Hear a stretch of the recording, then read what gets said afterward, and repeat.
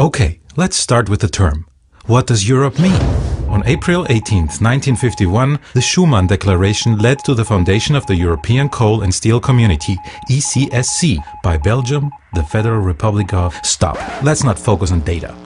The end of World War II was one crucial starting point.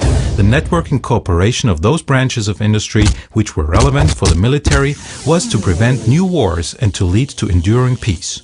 An ageless desire we just too easily tend to forget. Of course, everybody was also fighting against the next upcoming madness, the Cold War, another big issue.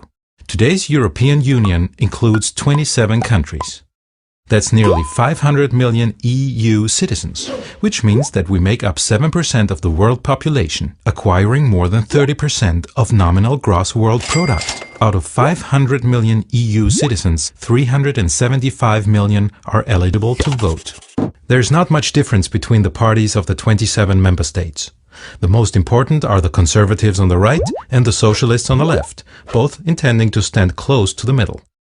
Then there's the Greens, the Nationalists and the Liberals. These national parties have formed the political parties represented in the European Parliament. These European parties again can ally to fractions in the EU Parliament. But also individual national parties which don't want to unite with a European party can join these fractions. Some parties even split up their representatives into two different fractions. The EU Parliament plays a crucial role within the European Union.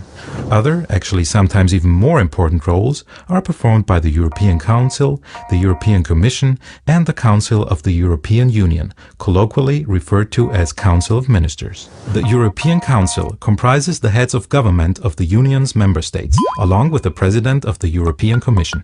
This is where the power of the national decision makers is cumulated.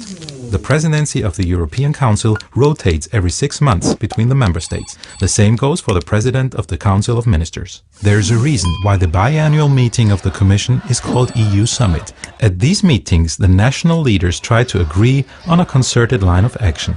At best, they will proclaim guidelines and objectives for European politics, but won't be involved in everyday legislative procedures.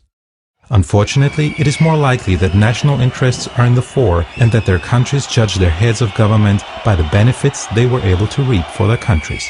This results in very fierce negotiations, which often lead to personal disputes, and onward to traditional horse trading, which helps everyone to save his face. Every decision in the European Council has to be made anonymously. The President of the European Commission, who is part of the European Council, is conveniently appointed to this post by the Council, now called Council of Ministers, though so that their decision does not have to be anonymous, and that no dissent can lead to further horse trading. This is where the EU Parliament comes into play for the first time. It has to agree upon the decision made by the heads of government. As soon as the members of the European Council have settled on a political direction, the President of the Commission reports it to the European Commission, which should pursue this political direction and act in accordance to it. The European Commission consists of 27 commissioners. Currently, each country puts up its own commissioner. Each member country proposes commissioners for different departments, which will be assorted by the President of the Commission, the factual head of the EU government. These commissioners again have to be approved by the Parliament. The European Commission is the sole organ of the EU that may propose new laws, which will be heard, altered, refused or accepted by the Council of Ministers and the European Parliament. As long as no decision is made, the draft proposal can be withdrawn by the Commission.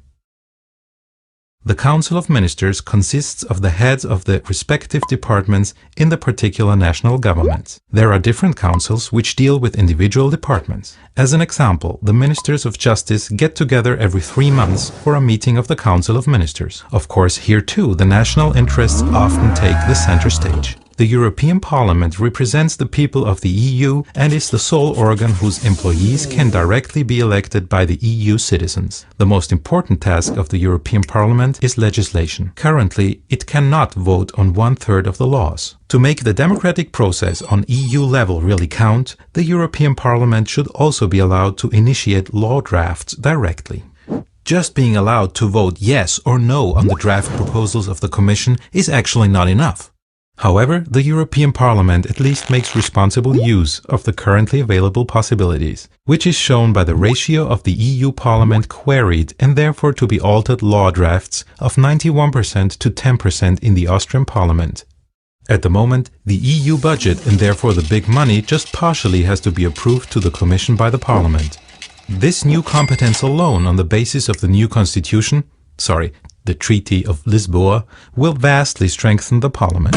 The overall control of the EU activities is also an important duty of the European Parliament. It controls the European Commission and its president and can force them to resign. It can set up investigation committees to keep the activities of the Council of Ministers and the European Commission in check.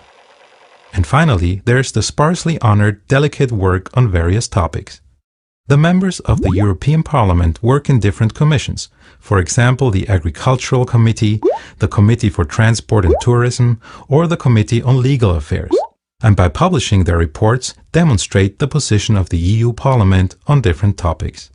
By means of the Treaty of Lisboa, the EU Parliament unquestionably gains in importance. Whether the sole organ directly elected by the EU citizens will stay as powerful and hopefully even gain more power in the future depends on the people and thereby on us. Not voting at all means to weaken the vox populi. Abandoning your right to vote will not lead to change and will result in the victory of those who take advantage of it.